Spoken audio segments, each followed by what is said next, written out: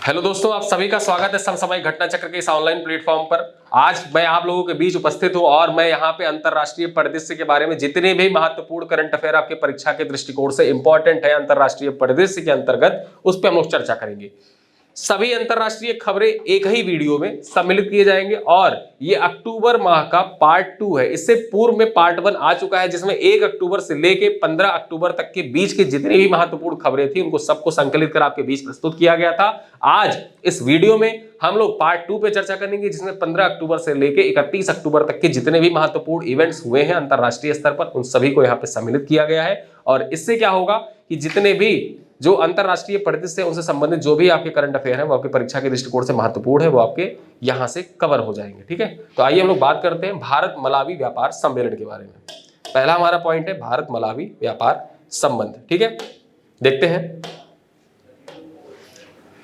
राष्ट्रपति द्रौपदी मुर्मू ने अफ्रीका के 3 देशों की अपनी यात्रा के दौरान भारत मलावी व्यापार सम्मेलन को संबोधित किया। ठीक है, अफ्रीकी देशों की यात्रा पर थी। भारत की जो राष्ट्रपति हैं द्रौपदी मुर्मू जी, वो अफ्रीकी देशों की यात्रा पर थी अक्टूबर में। वहां पर इन्होंने क्या किया कि जो 3 देशों की अफ्रीकी यात्रा थी उस दौरान भारत मलावी व्यापार सम्मेलन का संबोधित किया। मलावी में जो गई हुई थी और मलावी में ही भारत मलावी व्यापार सम्मेलन को संबोधित किया। 1964 में मलावी की स्वतंत्रता के बाद उसके साथ राजनयिक संबंध स्थापित करने वाला भारत पहला देश था। अगर जो बात करें 1964 में मलावी जो था वो स्वतंत्र हुआ था। ठीक है, मलावी जो था 1964 में स्वतंत्र हुआ और उसके बाद पहली बार किसी देश ने राजनयिक संबंध जो स्थापित किए थे वो देश भारत था। ठीक है, तो 1964 में भारत मलावी के साथ राजनयिक संबंध स्थापित करने वाला पहला देश बना था, यह आप याद रखिएगा। ठीक है, आगे बात करें, हमास प्रमुख याह्या सिनवार इजरायली कार्रवाई में मारा गया। जो इजरायली कार्रवाई हुई थी इसका एक वीडियो इजराइल के द्वारा, जो इजरायली डिफेंस फोर्स है आईडीएफ है, आईडीएफ के द्वारा एक वीडियो जारी किया गया था जिसमें दिखाया गया था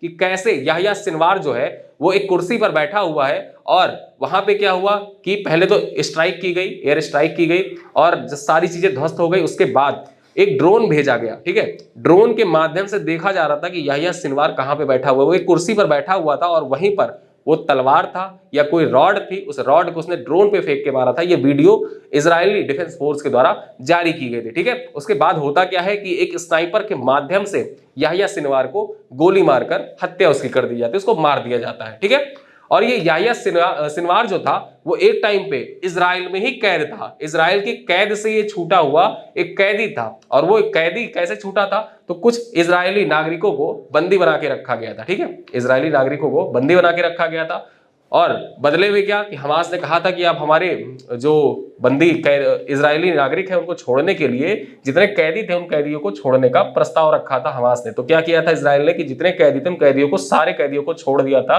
कुछ चुनिंदा 7-8 इजरायली नागरिकों को छुड़ाने के लिए। ठीक है, तो उसी में याह्या सिनवार जो था ये भी एक कैदी के रूप में छूटा था। लेकिन जब ये छूटा था तो इसने कहा था कि मैं एक दिन हमास का चीफ बनूंगा और या हमास का एक शीर्ष नेता बनूंगा और साथ ही साथ इजराइल के नाक में दम कर दूंगा। तो इसने वही किया था जो 7 अक्टूबर 2023 में इजराइल पर जो हमला हुआ था।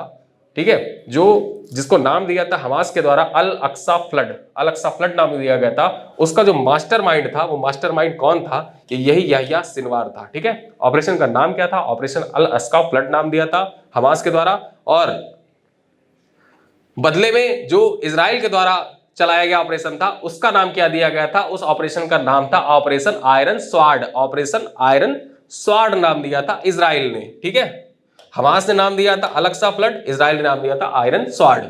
देखें, सिनवार को 7 अक्टूबर 2023 को इजराइल पर हुए हमले का मास्टरमाइंड माना जाता है। ठीक है, माना जाता है। ठीक, यहां पे माना जाता है। ठीक है,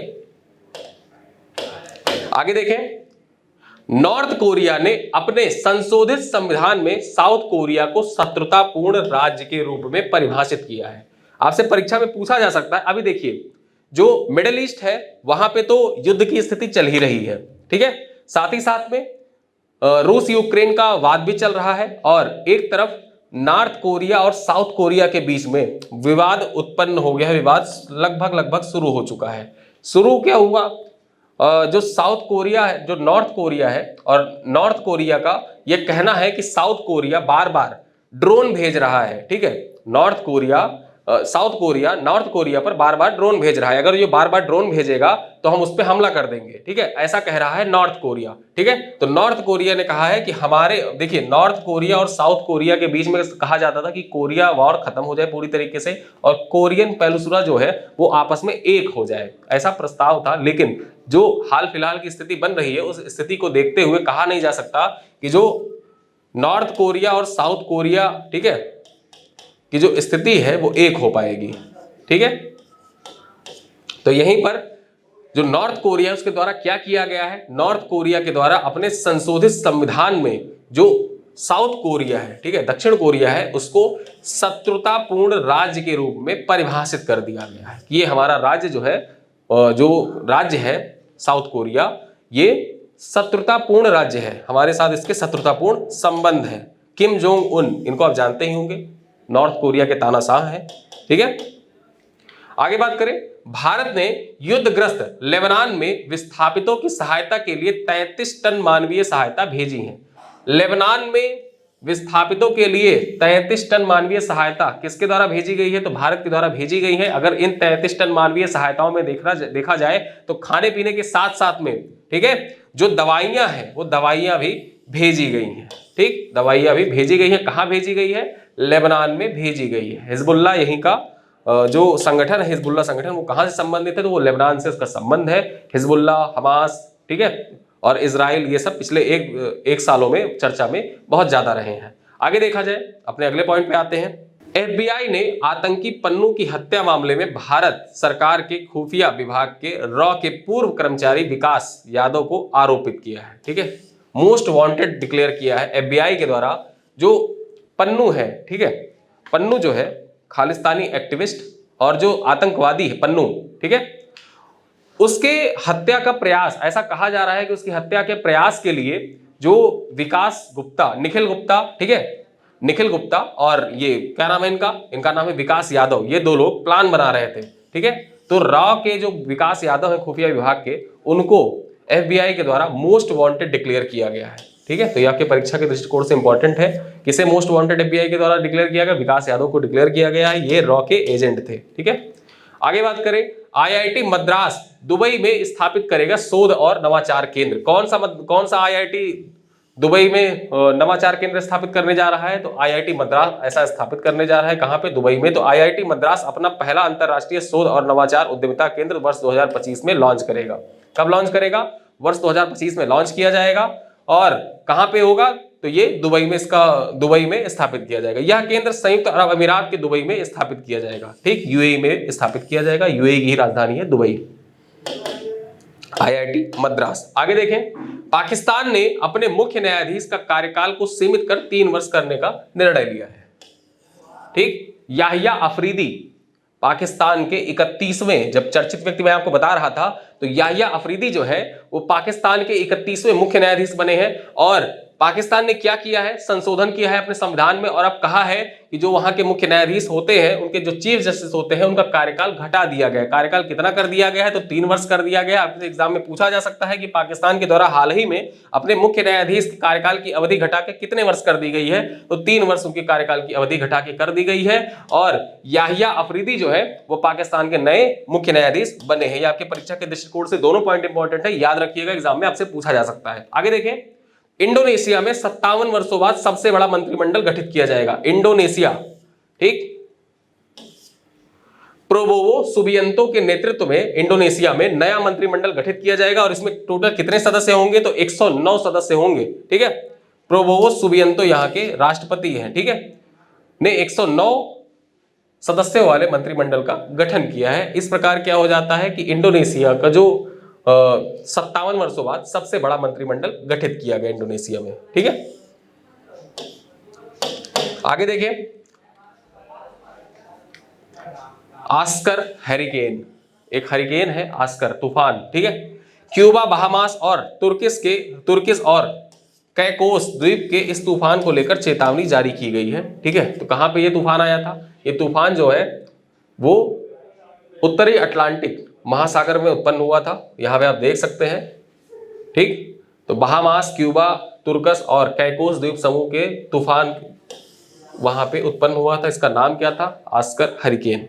आपके परीक्षा के दृष्टिकोण से ऑस्कर हरिकेन, क्योंकि ऐसे सवाल जो तूफान और चक्रवात, ठीक है, तो ये सब महत्वपूर्ण हो जाते हैं, इस वजह से ये नाम याद रखिएगा। आगे देखें, यूरोपीय स्पेस एजेंसी ने मूनलाइट प्रोग्राम लॉन्च किया है। ठीक है, देखें मूनलाइट प्रोग्राम क्या है, यूरोपीय स्पेस एजेंसी का मूनलाइट प्रोग्राम क्या है, इसके बारे में जान लेते हैं। इस कार्यक्रम के तहत 5 उपग्रह लॉन्च किए जाएंगे। इसमें एक उपग्रह हाई डाटा रेट कम्युनिकेशन के लिए तथा 4 उपग्रह नेविगेशन के लिए होंगे। ठीक है, तो यहाँ पे जो यूरोपीय स्पेस एजेंसी का मूनलाइट प्रोग्राम है, इसके अंतर्गत 5 उपग्रह टोटल लॉन्च किए जाएंगे। ठीक, 5 उपग्रह लॉन्च किए जाएंगे, जिनमें से जो एक उपग्रह होगा वो हाई डाटा रेट कम्युनिकेशन के लिए, जबकि 4 उपग्रह होंगे वो नेविगेशन के लिए होंगे। ठीक है, तो यहाँ पे जो मूनलाइट प्रोग्राम है वो जान लीजिए किसका है। मूनलाइट प्रोग्राम एग्जाम में से पूछ सकता है, तो ये यूरोपीय स्पेस एजेंसी का है मूनलाइट प्रोग्राम। ठीक है, आपके परीक्षा के दृष्टिकोण से इंपॉर्टेंट है। आगे बात करें, इजिप्ट मलेरिया मुक्त घोषित होने वाला 44वां देश बन गया है। जो मिस्र है, मिस्र मलेरिया से मुक्त होने वाला 44वां देश बन गया है। देखें तो वर्ष 2024 में केप वर्दे के बाद मलेरिया से मुक्त घोषित किए जाने वाला दूसरा देश है। वर्ष 2024 में पहला देश कौन बना था जो वर्ष 2024 में मलेरिया से मुक्त घोषित किया गया था? तो केप वर्दे बना था। वहीं पे अगर जो देखा जाए तो दूसरा कौन सा बन गया है? तो मिस्र बन गया है, जो वर्ष 2024 में ही, ठीक है, मलेरिया से मुक्त घोषित किया गया है। मिस्र 5वां अफ्रीकी देश है जिसे WHO ने मलेरिया मुक्त प्रमाणन प्राप्त किया है। अगर विश्व स्तर पर देखा जाए तो 44वां देश बन गया है। अफ्रीका के स्तर पर देखा जाए तो अफ्रीका का 5वां देश है मिस्र। ठीक है, इजिप्ट जो है अफ्रीका का 5वां देश है जिसे मलेरिया से मुक्त घोषित किया गया है। वहीं पर अगर देखा जाए वर्ष 2024 की बात की जाए कि वर्ष 2024 में कितने देश हैं जिनको मलेरिया से मुक्त घोषित किया जा चुका है अब तक? तो वर्ष 2024 में 2 देश हैं जिनको मलेरिया से अब तक मुक्त घोषित किया जा चुका है। एक कौन सा था? तो केप वर्दे था, और दूसरा कौन सा है? वो दूसरा है इजिप्ट, यानी कि मिस्र है दूसरा देश। ठीक है, आगे बात करें, इजराइल एशियाई विकास बैंक का, एशियन डेवलपमेंट बैंक का 69वां सदस्य बन गया है। कितना? 69वां सदस्य कौन बन गया है एशियन विकास बैंक का? तो एशियाई विकास बैंक का 69वां सदस्य बन गया इजराइल। ठीक है, इजराइल बन गया है 69वां सदस्य। या ऐसे जो नए सदस्य होते हैं, संस्थाएं होती हैं, उनमें जो नए सदस्य ज्वाइन करते हैं वो नाम आपके परीक्षा के दृष्टिकोण से इंपॉर्टेंट है। जैसे ISA पूछ ले, ठीक है, इंटरनेशनल सोलर अलायंस को ज्वाइन करने वाला 101वां सदस्य कौन सा है, 102वां सदस्य कौन सा है? ठीक है, उसी प्रकार पूछ ले कि 69वां सदस्य कौन सा है, एशियन विकास बैंक को ज्वाइन करने वाला या एशियन डेवलपमेंट बैंक को ज्वाइन करने वाला। तो आप यहाँ पे ये क्वेश्चन आपके परीक्षा के दृष्टिकोण से इंपॉर्टेंट हो जाता है, आपके एग्जाम में पूछा जा सकता है। आगे देखें, भारत और पाकिस्तान ने अगले 5 वर्षों के लिए करतारपुर साहिब गलियारे पर समझौते को बढ़ा दिया है। भारत और पाकिस्तान ने अगले 5 वर्षों के लिए श्री करतारपुर साहिब गलियारे पर समझौते को बढ़ा दिया है। ठीक है, तो करतारपुर साहिब गलियारा जो है वो किन देशों के बीच अवस्थित है? तो भारत और पाकिस्तान के बीच अवस्थित है करतारपुर गलियारा। ठीक है, और उसी पे जो समझौता हुआ था उस समझौते को 5 साल के लिए बढ़ा दिया गया है। ठीक है, तो आपके परीक्षा के दृष्टिकोण से इंपॉर्टेंट हो जाता है। आगे देखें, जर्मनी के चांसलर ओलाफ सोल्ज भारत की यात्रा पर है, भारत की यात्रा पर थे। यहां पे आगे हम बात करें तो चांसलर सोल्ज 3 दिवसीय भारत यात्रा पर रहे। भारत आने से पहले उनकी कैबिनेट की फोकस ऑन इंडिया प्रपत्र को मंजूरी प्रदान की, जिसमें भारत को न सिर्फ हिंद प्रशांत क्षेत्र में शांति के लिए महत्वपूर्ण बताया है। ठीक है, प्रत्येक 2 वर्ष में आयोजित होने वाले जर्मनी भारत अंतर सरकारी बैठक का आयोजन नई दिल्ली में किया जाएगा। ठीक है, तो जो जर्मनी भारत अंतर सरकारी बैठक है इसका आयोजन कहां पे हुआ? तो इसका आयोजन नई दिल्ली में किया गया था। यह आपके परीक्षा के दृष्टिकोण से महत्वपूर्ण हो जाता है। आगे देखें, नौसेना प्रमुख एडमिरल दिनेश कुमार त्रिपाठी, यहाँ पे दिनेश के त्रिपाठी लिखा हुआ है, तो के का मतलब कुमार है, तो दिनेश कुमार त्रिपाठी रक्षा सहयोग बढ़ाने के लिए संयुक्त अरब अमीरात की यात्रा पर रहे। ठीक है, तो एग्जाम में आपसे पूछा जा सकता है कि हाल ही में नौसेना प्रमुख जो है एडमिरल दिनेश कुमार त्रिपाठी निम्नलिखित में से किस देश में रक्षा सहयोग बढ़ाने के लिए आधिकारिक यात्रा पर रहे? ठीक है, तो संयुक्त अरब अमीरात के साथ अपने सहयोग को बढ़ाने के लिए, रक्षा सहयोग को बढ़ाने के लिए एडमिरल दिनेश कुमार त्रिपाठी आधिकारिक यात्रा पर रहे थे। यह आपके एग्जाम के दृष्टिकोण से मोस्ट इंपॉर्टेंट क्वेश्चन है, आपसे एग्जाम में पूछा जा सकता है। अगला नाम देखते हैं, 2025 की पसंदीदा पर्यटन स्थल बनेगा शिलांग। ठीक है, जो शिलांग है वो 2025 में पसंदीदा पर्यटन स्थल बनेगा। आगे देखें कैसे, तो global travel app sky scanner की रिपोर्ट में इसका खुलासा हुआ है। ठीक, एक स्काई स्कैनर रिपोर्ट ऐप है, स्काई स्कैनर ग्लोबल ट्रैवल का। तो इस रिपोर्ट के अनुसार यह खुलासा किया गया है कि मेघालय की राजधानी शिलांग को पूर्व का स्कॉटलैंड कहा जाता है और ये वर्ष 2025 में, ठीक है, पर्यटन स्थल बनेगा। वर्ष 2025 का सबसे पसंदीदा पर्यटन स्थल बन सकता है, ऐसा कहा गया है। ठीक है, आगे देखें, पीएम मोदी और जिनपिंग के मध्य द्विपक्षीय वार्ता। 5 वर्षों के बाद, जब आप जानते हैं कि जो गलवान वैली इंसिडेंट हुआ था, उसके बाद से दोनों देशों के बीच में तनातनी थी और उसके बाद कोई भी आधिकारिक वार्ता भारत और चीन के राष्ट्रपति के बीच में नहीं हुई थी। भारत के प्रधानमंत्री और चीन के राष्ट्रपति के बीच में कोई भी आधिकारिक वार्ता नहीं हुई। वहीं देखा जाए तो 5 वर्षों बाद 50 मिनट तक चली इस द्विपक्षीय वार्ता में मोदी और जिनपिंग ने आपसी सम्मान और शांतिपूर्ण और स्थिर संबंध बनाने पर सहमति जताई है। 21 अक्टूबर 2024 को एलएसी पर, ठीक, एलएसी पर हुए समझौते का दोनों नेताओं ने स्वागत किया। एलएसी पर जो समझौता, लाइन ऑफ एक्चुअल कंट्रोल का जो यथास्थिति समझौता था वर्ष 2020 का, उस समझौते को फिर से कह दिया गया है कि वर्ष 2020 की स्थिति को ही फिर से माना जाएगा और दोनों देश की जो सेनाएं आमने सामने थी वो पीछे हटेंगी। ठीक है, विदेश सचिव विक्रम मिस्री ने के अनुसार सीमा विवाद निपटान के लिए 2003 से शुरू हुआ विशेष प्रतिनिधि स्तर की वार्ता पुनः शुरू होगी, जिसमें भारत की ओर से एनएसए अजीत डोभाल और चीन की ओर से विदेश मंत्री वांग ई शामिल है। ठीक है, 2003 में एक वार्ता प्रारंभ की गई थी कि जो एलएसी पर भारत और चीन सीमा को लेकर विवाद है, अरुणाचल प्रदेश, लद्दाख और तथा अन्य क्षेत्रों में जो लेकर विवाद है, ये कौन सा हिस्सा भारत का है, कौन सा हिस्सा चीन का है, विवादित हिस्से कुछ है, उन विवादित हिस्सों को लेकर एक कमेटी बताया गया था कि एक कमेटी गठित की जाएगी, हाई लेवल कमेटी होगी, वो निर्धारित करेगी और आपसी सहमति के अनुसार, ठीक है, आपसी सहमति बनाई जाएगी ताकि दोनों देशों के बीच जो सीमा विवाद है उसका अंत किया जा सके और एक ऑफिशियल सीमा रेखा निर्धारित की जा सके, जिसके बाद क्या हो, जिसके बाद विवाद की स्थिति उत्पन्न ना हो। अगर भारत और चीन के मध्य जो सीमा विवाद है वो सीमा विवाद खत्म हो जाता है तो अब मान लीजिए कि एशिया सुपर पावर पूरी तरीके से बन जाएगा, क्योंकि जब भारत और चीन के मध्य सिर्फ एक ही विवाद है जो सीमा विवाद है। सीमा विवाद सारी विवादों की जड़ होती है और सीमा विवाद के कारण ही जो भारत और चीन के संबंध खराब हुए थे, जो जिनमें टिकटॉक और अन्य सोशल मीडिया प्लेटफॉर्म बैन किए जा रहे थे, जो बाइकॉट, ठीक है, बाइकॉट चाइनीज प्रोडक्ट का जो मुहिम चलाया गया था, वो सब इसी का परिणाम था। ठीक है, तो वैसे चीजें दोबारा नहीं होंगी, ऐसा दोनों देशों के बीच में सहमति बनी है।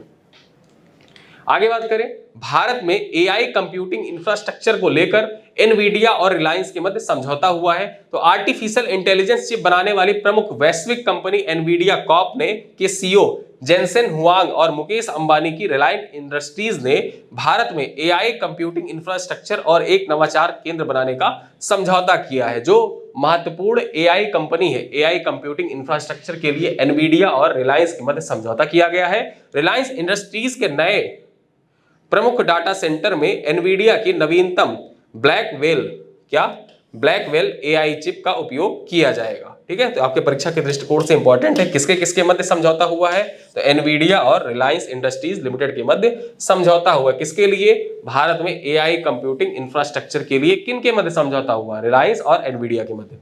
ठीक है, आगे देखें, नॉर्वे में सोशल मीडिया के उपयोग के लिए न्यूनतम आयु सीमा जो है वो 15 वर्ष निर्धारित कर दी गई है। तो नॉर्वे ऐसा देश बन गया है जहां पे 15 वर्ष निर्धारित की गई है कि कोई भी बच्चा जो 15 साल के नीचे है वो सोशल मीडिया एप्स का उपयोग नहीं कर पाएगा। ठीक है, तो नाम याद रखना किस देश ने ऐसा किया है, नॉर्वे के द्वारा ऐसा किया गया है। ठीक है, आगे बात करें, दक्षिण कोरिया और जापान में महामारी बन रहा है अकेलापन, जो लोनलीनेस है। ठीक है, अकेलापन है, ये एक महामारी का रूप ले रहा है जापान और दक्षिण कोरिया में। देखा जाए तो जापान में इस वर्ष 6 महीने में 40,000 लोगों की मौत किसके कारण हो गई? अकेलेपन के कारण हो गई। लोग यहाँ अकेले होते जा रहे हैं। ठीक है, अकेले रहना पसंद करते, अकेले लाइफस्टाइल जीते हैं और होता क्या है, ये अकेलापन एक दिन उनके ऊपर हावी हो जा रहा है। और इसी अकेलेपन को ध्यान में रखते हुए जापान के द्वारा एक मंत्रालय का भी गठन किया गया था। ठीक है, एक मंत्रालय का गठन किया गया था अकेलेपन को दूर करने के लिए, एक अलग विभाग का स्थापना किया गया था जापान में। ठीक है, आगे देखें, कोरिया भाषा में अकेलेपन से मौत की इस स्थिति को क्या कहा जाता है? कोडस्का, कोडस्का कहा जाता है, जबकि जापानी भाषा में इसे हिकिकोमारी कहते हैं। जो ये अकेलापन है इसको कोडोडस्का और हिकिकोमारी कहते हैं जापानी भाषा में, ठीक है। यहाँ पे वर्ष 2024 जो है, इसी वर्ष 6 महीने में लगभग 40,000 लोग जापान में मौत हो गई है अकेलेपन के कारण। आगे देखें, कर्ज संकट से निपटने के लिए मालदीव में सैलरी की कटौती। तो यहाँ पे हुआ क्या है, जो मोहम्मद मुइजू है इन्होंने कहा है कि अब मैं आधी सैलरी लूंगा। जो कर्ज है मालदीव पर, डेट ट्रैप चीन का, साथ ही साथ जो अन्य देशों से मालदीव ने कर्ज ले रखे हैं, जिनमें भारत भी शामिल है, भारत के भी बहुत से भले ही सॉफ्ट लोन है लेकिन वो किसी ना किसी माध्यम से चुकाना तो पड़ेगा ही। तो ऐसे जो कर्ज है उन कर्ज को चुकाने के लिए अब मालदीव के जो राष्ट्रपति हैं उन्होंने फैसला लिया है कि हमारे अधिकारी भी, उनकी सैलरी भी कुछ काटी जाएगी, मंत्रियों की सैलरी भी कुछ काटी जाएगी, साथ ही साथ जो राष्ट्रपति हैं, राष्ट्रपति ने कहा है कि मैं खुद भी आधी सैलरी लूंगा, ठीक है। तो देखें, राष्ट्रपति मोहम्मद मुइजू ने अपनी सैलरी की 50% तक की कटौती कर दी है, ठीक है। सरकारी कर्मचारियों की सैलरी में भी 10% कटौती की जाएगी। जो वहां के मंत्री हैं, सांसद, विधायक हैं, उनकी तो सैलरी में कटौती होगी ही होगी, लेकिन वहां के जो सरकारी कर्मचारी हैं, एम्प्लॉई हैं, उनकी सैलरी में भी कटौती की जाएगी। ऐसा फैसला लिया है मोहम्मद मुइजू ने। आगे हम बात करें, जर्मनी के चांसलर सोलाज भारत दौरे पर, इसके बारे में मैंने पहले चर्चा कर ली थी। कुछ महत्वपूर्ण पॉइंट यहाँ पे हैं, उन पे भी देख लेते हैं। तो हैदराबाद हाउस में भारत के प्रधानमंत्री नरेंद्र मोदी और जर्मनी के चांसलर ओलाफ सोल्स की मुलाकात हुई। प्रधानमंत्री नरेंद्र मोदी ने Asia Pacific conference of German business के 18वें सम्मेलन को संबोधित किया। यह सम्मेलन 12 वर्षों के अंतराल के बाद कहां पर आयोजित हुई थी? नई दिल्ली में आयोजित हुई थी। इस वजह से यह महत्वपूर्ण हो जाता है कि Asia Pacific conference of German business, ठीक है, कि 18वां संस्करण कहां पे आयोजित किया गया? नई दिल्ली में आयोजित किया गया था, ठीक है। 12 वर्षों के अंतराल पे इस बार आयोजित हुआ। वहीं हम बात करें तो जर्मनी की विदेश मंत्री एनालेना बेयरबाक ने सोलाज के साथ भारत का दौरा किया। जर्मनी की फोकस ऑन इंडिया रणनीति भारत के द्वारा स्वागत किया गया। जो जर्मनी की फोकस ऑन इंडिया रणनीति है उसको भारत के द्वारा उसकी प्रशंसा की गई है, ठीक है, उसका स्वागत किया गया। आगे देखें, भारत और जर्मनी के बीच 18 समझौते दस्तावेज पर हस्ताक्षर किए गए हैं, उनको देख लेते हैं क्या क्या है। तो भारतीयों के लिए वीजा की संख्या 20,000 से बढ़ाकर 90,000 करने पर समझौता किया गया है। एआई और सेमीकंडक्टर के क्षेत्र में सहयोग को बढ़ाने पर भी सहमति व्यक्त की गई है। हरित हाइड्रोजन तथा अंतरिक्ष प्रौद्योगिकी के सहयोग के लिए समझौता किया गया है। क्लासिफाइड इंफॉर्मेशन की एक अहम समझौता किया गया है, ठीक है। ग्रीन अर्बन मोबिलिटी पार्टनरशिप का दूसरे दौरे पर भी सहमति बनी है। वहीं ग्रीन हाइड्रोजन रोड मैप भी लॉन्च किया गया भारत और जर्मनी के द्वारा मिलकर। तो कुल भारत और जर्मनी के बीच में 18 समझौतों तथा दस्तावेजों पर हस्ताक्षर किया गया है, जिनमें जो महत्वपूर्ण है वो मैंने यहाँ पे लिख दिया है, पॉइंट्स फॉर्मेट में आपको बताया गया है यहाँ पे, ठीक है। आगे देखें, ऑपरेशन डेज ऑफ रिपेटेंस क्या है ये? इजराइल ने ईरान द्वारा किए गए हमले के 25 दिन बाद इस ऑपरेशन के जरिए जवाब दिया है। जो ईरान ने बैलिस्टिक मिसाइल बरसा दिए थे इजराइल पर, ठीक है। तो उसके बाद क्या हुआ कि उसके 25 दिनों तक तो इजराइल कहता रहा कि हम बदला लेंगे, ऐसा बदला लेंगे कि पूरी दुनिया देखेगी। लेकिन हुआ क्या कि जो बदला तो उसने अपने पूरी तरीके से कोशिश की थी कि हम ऐसा ही बदला लें कि पूरी दुनिया देखेगी, लेकिन रूस की इंटेलिजेंस यूनिट ने पहले ही आगाह कर दिया था, ठीक है, ईरान की जो साइट्स हैं कि आपके जो सैन्य अड्डे हैं उन पे हमले हो सकते हैं, ठीक है। तो इस वजह से वो पहले ही आगाह हो चुका था, लेकिन उसमें एक सैनिक ईरान का मारा भी गया था और वहां के कुछ सैन्य अड्डे ध्वस्त भी हुए थे ईरान के। तो ये ऑपरेशन डेज ऑफ रिपेटेंस किसके द्वारा चलाया गया था? तो इजराइल के द्वारा चलाया गया था।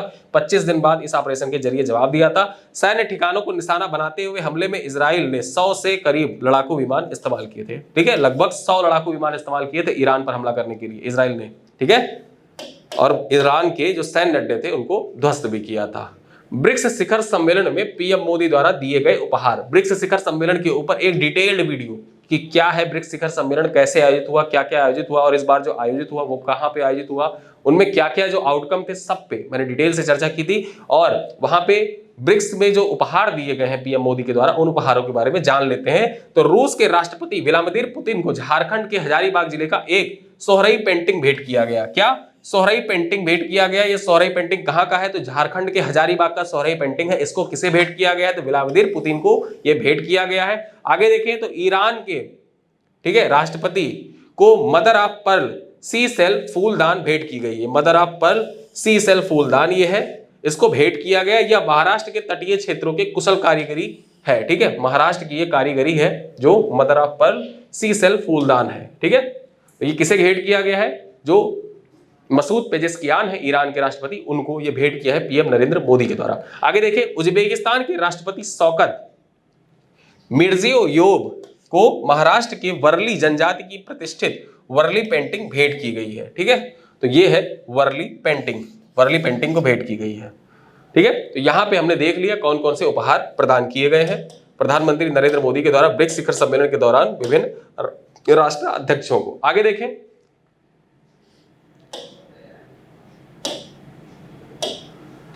ब्राजील ने चीन के बेल्ट और रोड इनिशिएटिव में शामिल होने से इनकार कर दिया है, ठीक है। तो ब्रिक्स देशों में अगर हम देखें तो भारत के बाद, क्यों, भारत हमेशा से ही बेल्ट एंड रोड इनिशिएटिव के विपक्ष में रहा है, समर्थन नहीं करता है। अब क्या हो गया कि ब्राजील, ठीक है, ब्राजील ने भी कहा है कि हम भी इसमें शामिल होने से पूर्ण रूप से इनकार करते हैं कि चीन के बेल्ट और रोड इनिशिएटिव में हम शामिल नहीं होंगे। तो भारत के बाद ब्राजील ऐसा दूसरा देश बन गया है ब्रिक्स, ठीक है, ब्रिक्स देशों में ऐसा दूसरा देश बन गया है जिसने कहा है कि हम शामिल नहीं होंगे चीन के बेल्ट एंड रोड इनिशिएटिव में। आगे हम बात करें नेक्स्ट पॉइंट पे, सऊदी अरब में one district one product wall का उद्घाटन किया गया। One district one product wall का उद्घाटन किस देश में किया गया है? तो सऊदी अरब में किया गया है। केंद्रीय मंत्री पीयूष गोयल ने सऊदी अरब की राजधानी रियाद में one district one product wall का उद्घाटन किया। किसके द्वारा उद्घाटन किया गया? तो केंद्रीय मंत्री पीयूष गोयल के द्वारा यह उद्घाटन किया गया, ठीक है। आपके परीक्षा के दृष्टिकोण से इंपॉर्टेंट है कि one district one product wall का उद्घाटन कहां पे किया गया। आगे देखिए, world's best open source Hindi LLM Nanda के बारे में जान लेते हैं। World's best open source Hindi LLM, इसका नाम क्या है? नंदा इसका नाम है। तो आर्टिफिशियल इंटेलिजेंस रिसर्च को समर्पित विश्व का पहला स्नातक स्तरीय विश्वविद्यालय मोहम्मद बिन जायद यूनिवर्सिटी ऑफ आर्टिफिशियल इंटेलिजेंस, ठीक है, AI को समर्पित जो पहला विश्वविद्यालय है वो कौन सा है? उसका नाम है मोहम्मद बिन जायद यूनिवर्सिटी ऑफ आर्टिफिशियल इंटेलिजेंस ने विश्व के सबसे advance open source Hindi large language model को जारी किया है। और इस लार्ज लैंग्वेज मॉडल का नाम क्या है? इसका नाम है LLM नंदा, ठीक है, नंदा इसका नाम है। तो इंट्रोड्यूसिंग नंदा, यहां पे आप देख सकते हैं लिखा हुआ इंट्रोड्यूसिंग नंदा। तो ये लार्ज लैंग्वेज मॉडल है जिसको जो हिंदी, ठीक है, जो सबसे एडवांस ओपन सोर्स है हिंदी का, ठीक है। ये किसके द्वारा जारी किया गया है? तो मोहम्मद बिन जायद यूनिवर्सिटी ऑफ आर्टिफिशियल इंटेलिजेंस जो AI पर आधारित विश्व का पहला विश्वविद्यालय है, ठीक है, इसके द्वारा जारी किया गया है LLM नंदा।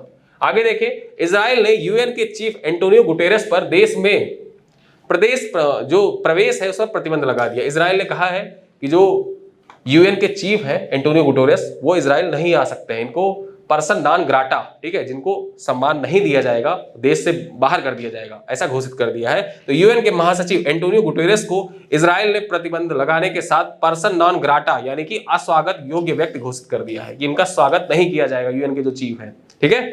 तो ये घोषित किसने किया है? इजराइल ने घोषित किया है। आपकी परीक्षा के दृष्टिकोण से इंपॉर्टेंट है। आगे देखिए, 25वें हार्नबिल फेस्टिवल के लिए नागालैंड के मुख्यमंत्री नेफ्यू रियो ने वेल्स के साथ समझौता किया है। परीक्षा के दृष्टिकोण से मोस्ट इंपॉर्टेंट है, ठीक है, ये आपके एग्जाम में पूछा जा सकता है कि हाल ही में हॉर्नबिल फेस्टिवल, सबसे पहले तो याद रखिए हॉर्नबिल फेस्टिवल कहां पे होता है? तो हॉर्नबिल फेस्टिवल जो होता है ये नागालैंड में होता है। और इस बार कौन सा संस्करण आयोजित किया जाएगा? तो 25वां संस्करण आयोजित किया जाएगा। कहां पे? नागालैंड में आयोजित होगा। इसके लिए जो वहां के CM है नेफ्यू रियो, ठीक है, नेफ्यू रियो, ये किसके साथ समझौता किया है? तो वेल्स के साथ समझौता किया है, ठीक।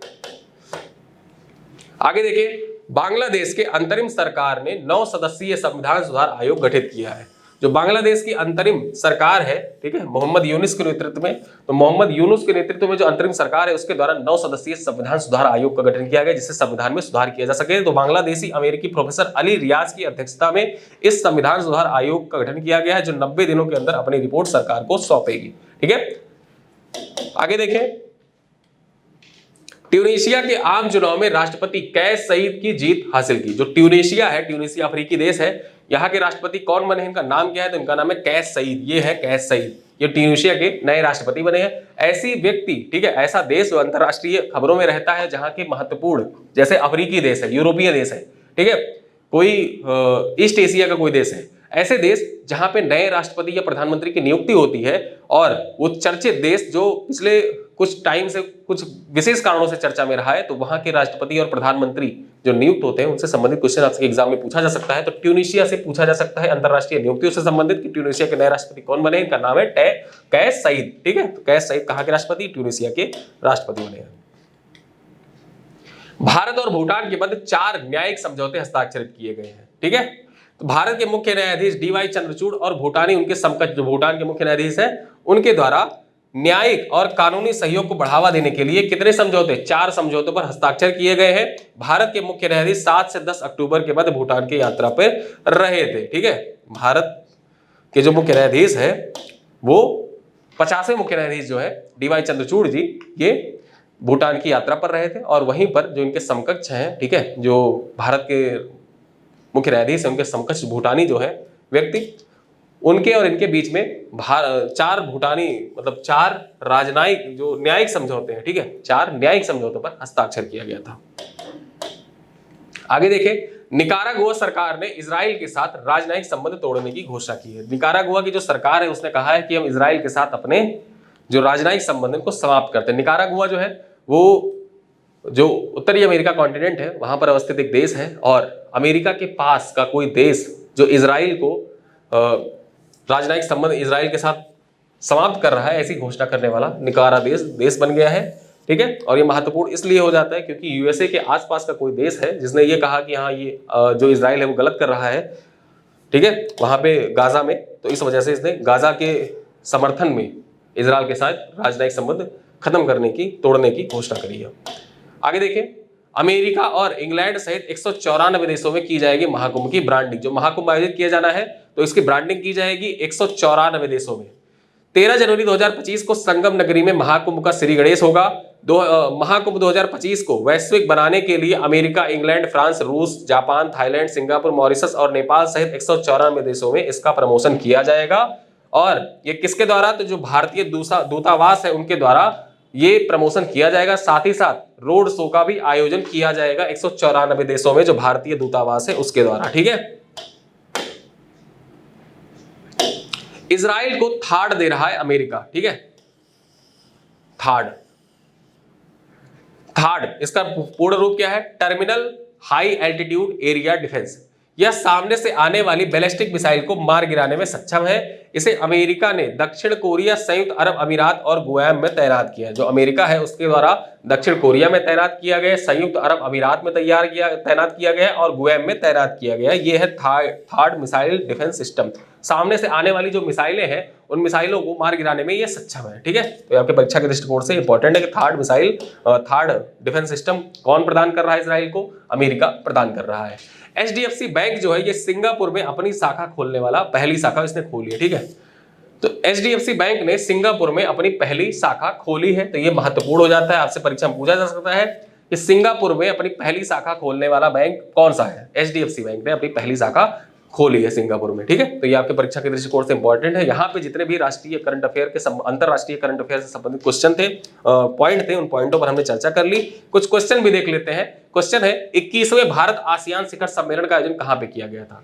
जब आप इस वीडियो का पहला पार्ट देखेंगे तो उस पहले पार्ट में आसियान शिखर सम्मेलन के बारे में बताया गया था। यहाँ पे हमने पूछा है कि 21वें भारत आसियान शिखर सम्मेलन का आयोजन कहाँ पे किया गया? लाओस, कंबोडिया, वियतनाम या थाईलैंड। अगला क्वेश्चन देखें, आयरन डोम का संबंध निम्नलिखित में से किस देश से? जो iron dome missile defence system है इसका संबंध किस देश से है? ईरान, यूक्रेन, रूस या इजराइल। 7 अक्टूबर 2023 को हमास ने इजराइल पर किए गए हमले को क्या नाम दिया था? ऑपरेशन आयरन स्वॉर्ड, ऑपरेशन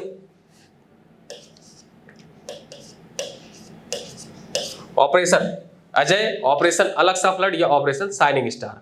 ठीक है, तो इन प्रश्नों के उत्तर आप कमेंट बॉक्स में दीजिएगा। वीडियो कैसा लगा बताइएगा जरूर। अंतरराष्ट्रीय पर्दे से इसी के साथ अक्टूबर माह का समाप्त होता है। अक्टूबर माह से जितने भी महत्वपूर्ण करंट अफेयर थे, ठीक है, उन सारे करंट अफेयर को हमने यहाँ पे चर्चा कर लिया। इसी के साथ नेशनल करंट अफेयर का जो पार्ट 2 है वो पार्ट 2 आएगा। और यहाँ पे होगा क्या कि जो हमारी सीरीज चल रही थी अक्टूबर माह के जो सेक्शनल करंट अफेयर थे, वो सेक्शनल करंट अफेयर में महत्वपूर्ण जितने भी वीडियोस आने थे वो सारे वीडियो लगभग कंप्लीट हो जाएंगे। एक वीडियो आएगा जो विविध होगा, मिसलेनियस होगा, जिसमें डे, थीम, बुक्स और अन्य जो तथ्य बचते हैं उन तथ्यों को उसमें कवर कर दिया जाएगा, जिसके साथ ही क्या होगा कि अक्टूबर के करंट अफेयर की सीरीज समाप्त हो जाएगी, फिर हम नवंबर की ओर आगे बढ़ेंगे धीरे धीरे। ठीक है, तो मिलते हैं अगले वीडियो में, तब तक के लिए बहुत बहुत धन्यवाद।